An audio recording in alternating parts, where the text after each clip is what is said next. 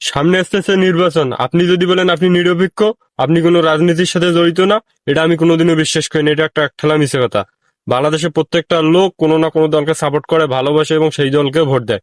আমিও একটা দলকে ভালোবাসি, সাপোর্ট করি এবং আমিও সেই দলকে ভোট দেবো।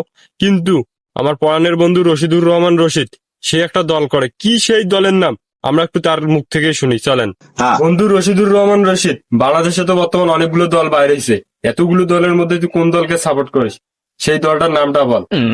বিপিপি, এটার মানে কি? Bangladesh present party. এটার মানে কি একটু বুঝাই বল। এটার মানে হলো যখন যে দল ক্ষমতায় তখন আমি সেই দলের লোক। আচ্ছা, 16 বছর ধরে আওয়ামী লীগ ক্ষমতায় ছিল, তখন তুই রাজনীতি করছে? করছি, অবশ্যই করছি।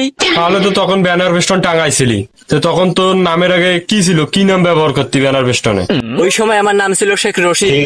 আওয়ামী লীগের আগে তো বিএনপি ক্ষমতায় ছিল, তখন তোর কি নাম ছিল? তখন আমার নাম ছিল রশিদ রহমান। এরশাদের আমলে, মানে জাতীয় পার্টির আমলে? হোসাইন রশিদ। আচ্ছা, জামাত যদি ক্ষমতায় এসে তখন তোর কি নাম হবে? রশিদ ইসলাম।